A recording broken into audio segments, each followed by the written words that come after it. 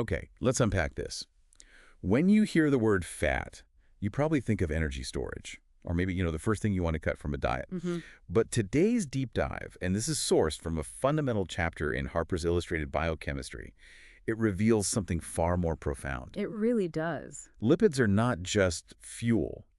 They are the fundamental communicators and the structural architects of life. That's a perfect way to put it. Our mission today is to cut through all that complexity. We're going to define the entire landscape of physiological lipids, tracking their structure from, say, the simplest fatty acid all the way up to the complex steroid. And we'll explain why these molecules literally dictate human health. Exactly. From how fast your nerves fire to what preventing your lungs from collapsing. The initial definition is, I think, really key here, and it's based entirely on physics, not chemistry. Okay. What unites this whole diverse group of compounds is their defining physical property.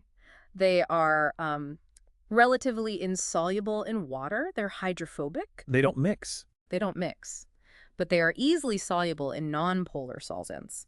And this very unwillingness to mix with water is precisely why they're so vital for building barriers. And those barriers and the functions they enable, well, they put lipid biochemistry right at the center of some huge clinical challenges. Oh, absolutely. I mean, we're talking about understanding the root causes of obesity, diabetes, mellitus, atherosclerosis. Beyond just energy storage, lipids provide high-quality thermal insulation in, adipose tissue. Yeah. They supply essential fatty acids, fat-soluble vitamins. And they serve as electrical insulators. That's a big one.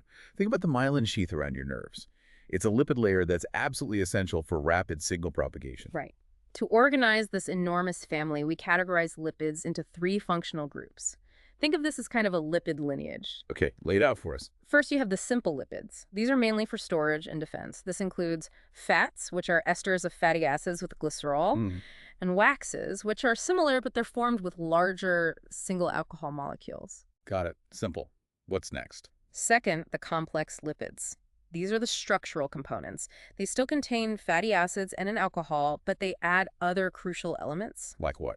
The most famous are the phospholipids, which contain phosphoric acid, and the glycolipids, which have a carbohydrate attached. These are the molecules that really build the cell wall. Okay, and the third group? Those are the derived lipids. These are simply the products formed when the simple and complex lipids break down, via hydrolysis. So things like free fatty acids, glycerol. Exactly. Yeah. And the steroid hormones, the fat-soluble vitamins. We also categorize some of these, like acylglycerols and cholesterol, as neutral lipids just because they don't carry an electrical charge. So let's get down to the basic building block, the fatty acids. Right.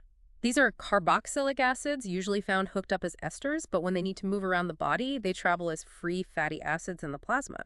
And crucially, almost all natural fatty acids contain an even number of carbon atoms. An even number, yes. And understanding their naming is really essential for following the chemistry here.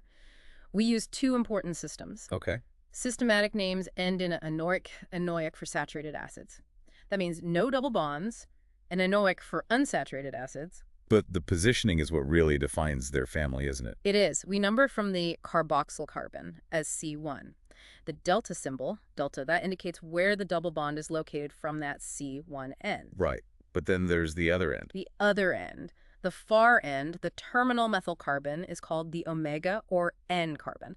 Counting from this methyl end gives us the omega system, which is how we talk about essential fatty acid families like omega-3,3 and omega-6,6. So why does all that structure matter? I mean, because the length of the chain and the number of double bonds, that dictates everything about how a lipid behaves. Yeah. What's the fundamental cause and effect we need to remember? It's the melting point logic. It's actually pretty intuitive. Melting points increase as the chain gets longer. Which makes sense. More stuff to pack together. Exactly. But melting points decrease dramatically with unsaturation.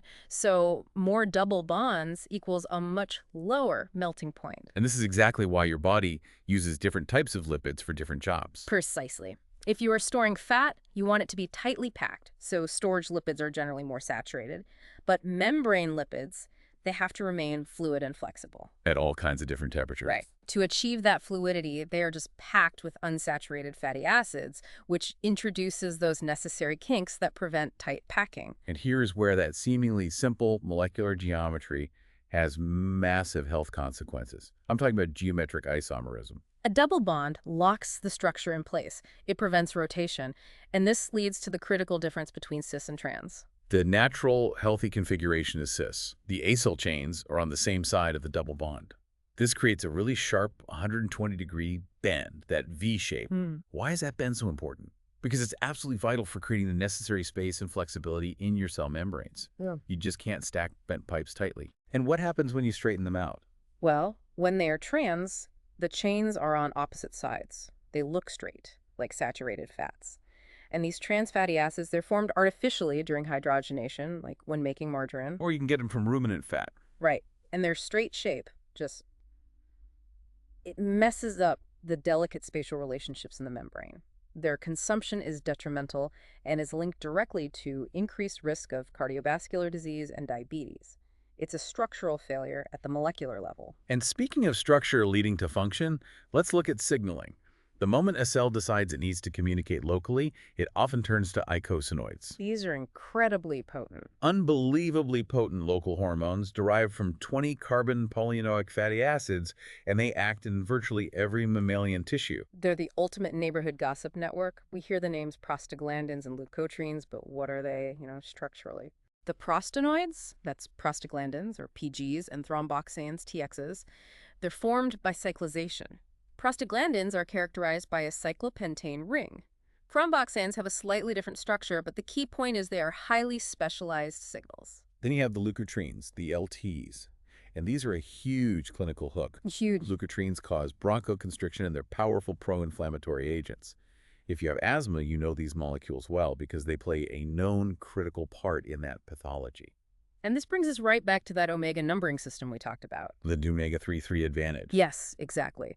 When we talk about the benefits of long-chain omega-3 fatty acids like EPA and DHA for cardiovascular health, the mechanism is beautiful. Simple, too. It's so simple. When you use omega-3 fatty acids as the starting material for eicosanoids, they promote the synthesis of less inflammatory prostaglandins and leukotrienes compared to the ones made from omega-6 fats. It's a proactive way to just dampen chronic inflammation. Okay, let's pivot to the storage unit. The main storage form of fatty acids in the body are triacylglycerols. Right, which are just esters of glycerol and 3 fatty acids. Pretty straightforward. Except, this is where the biochemistry gets incredibly specific. The 3-carbon glycerol molecule, it looks symmetrical, but in 3D space, carbons 1 and 3 are not chemically identical. Wait, really? Not at all. And this is why we need the SEN numbering system to define its geometry. The implication is that enzymes are smart. When glycerol needs to be phosphorylated, glycerol kinase always picks the SN3 position. It recognizes a subtle difference we can't see on a flat page. Wow. Okay, so moving on to the actual cell wall engineers, phospholipids. Right, and to build a stable wall, you need 2 things. They must be amphipathic. Meaning they have a water-loving head and water-heating tails. Exactly. And they must have 2 long-chain hydrocarbon tails to form that lipid bilayer structure. And they come from 2 different backbones. That's right.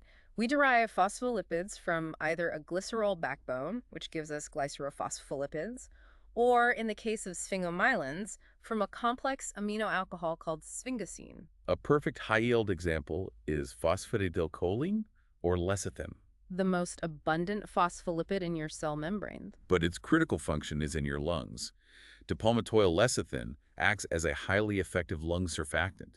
It basically lubricates the tiny air sacs so they don't stick together. And its absence in premature infants causes respiratory distress syndrome, which is just a devastating failure of fundamental structure. Another fascinating example is cardiolipin. Ah, yes. This is a specific phospholipid found only in mitochondria, the cell's power plants.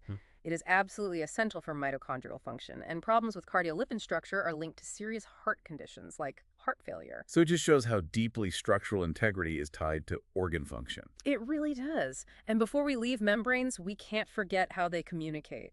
Lipids are essential for signaling. Right, these minor components called phosphoinositides. Exactly. They get cleaved to produce these potent second messengers like diacylglycerol and inositol trisphosphate, which trigger these huge internal cellular cascades. Even the location of a lipid can be a signal. That's right. When phosphatidylserine moves from the inner membrane leaflet to the outer leaflet, it acts as a signal to the immune system. It initiates apoptosis or programmed cell death. The cell is literally flagging itself for disposal just by changing a lipid's position. Amazing. Okay, now we move from generalized structure to cellular identity, the solubilipids and glycolipids. This is all about recognition on the cell surface. It is. Many sphingolipids, particularly sphingomyelins, are key components of the myelin sheath, providing that critical electrical insulation around nerve fibers. And when they break down. They yield the fundamental structural unit ceramide, which is just a sphingosine molecule combined with a fatty acid. Ceramide then serves as the foundation for the glycolipids, which are ceramide plus attached carbohydrates. Right, and these are highly concentrated in the outer layer of the plasma membrane, where they form part of the glycocalyx. They're essentially the cell's identity markers, its fingerprints. They're crucial in nervous tissue, right? Like sulfatide and myelin. Yes, but the most complex are the gangliosides. These are key for communication because they are complex glycosphingolipids that contain sialic acid. They act as receptors for hormones and, critically, for toxins. The GM1 connection is a perfect, if scary, illustration of this. It really is. GM1, a complex ganglioside on the surface of your intestinal cells, is the specific receptor used by cholera toxin to gain entry and cause disease. Wow.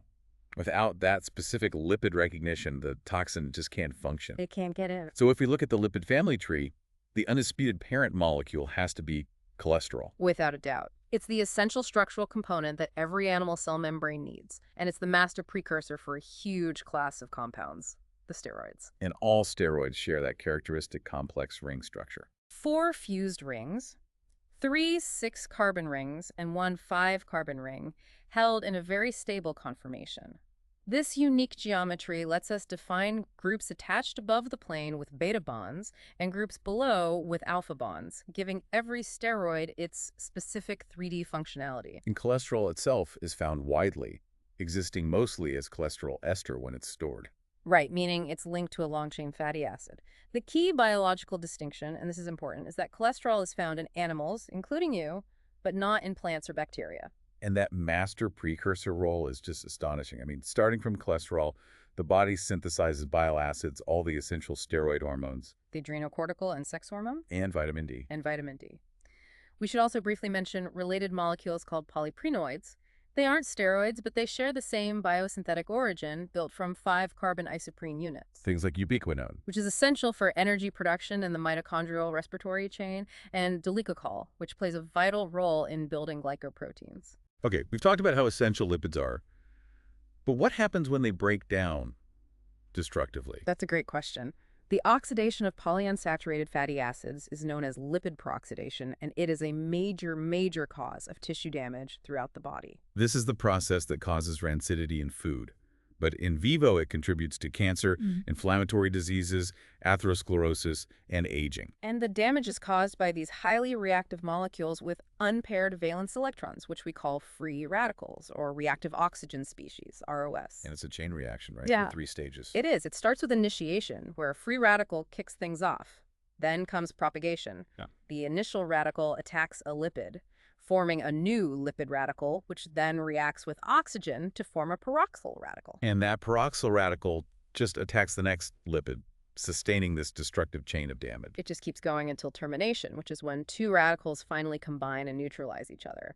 And to keep this under control, we rely on the antioxidant strategy. Which has 2 lines of defense. The preventive antioxidants reduce the chance of the chain even starting.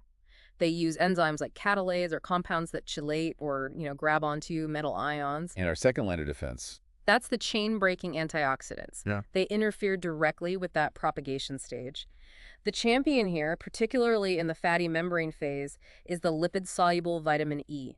It acts by trapping those peroxyl radicals, shutting down the chain before too much damage occurs. Okay, so finally, let's revisit this idea that all these crucial lipids, phospholipids, sphingolipids, cholesterol, and bile salts, are amphipathic. Yes. This means they have a fundamental built-in dual nature, a water-loving head and a water-hating tail. And this dual nature dictates that they can't just dissolve.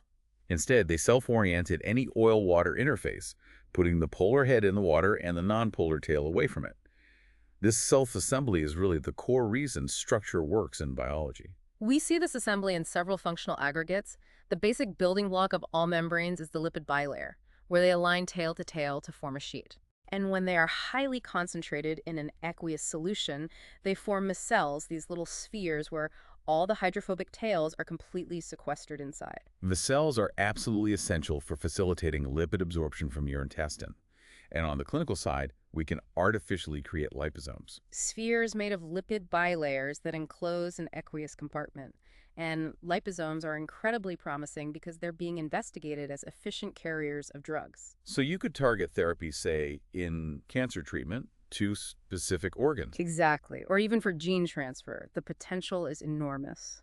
So what does this all mean? Lipids are the quintessential biochemical multitaskers. They're structural engineers providing flexibility via cis bonds and electrical insulation via myelin. They're essential messengers driving inflammation and asthma. And they're the master precursors like cholesterol that launch the entire steroid hormone system. And the integrity of that structure is so vital that your body dedicates specialized fat-soluble antioxidants like vitamin E just to defend those lipids from free radical damage. So take a moment to appreciate the architectural economy of the body. The same molecule, cholesterol, provides structure to every single cell membrane you possess, while simultaneously serving as the starting template for your sex hormones and the active form of vitamin D. It's incredible. It shows how life repurposes a single, stable structure for radically different yet entirely essential physiological roles. We hope you feel much more well-informed about these truly essential compounds. Thank you for joining us. And thank you for joining us on this deep dive into the lipids of physiologic significance.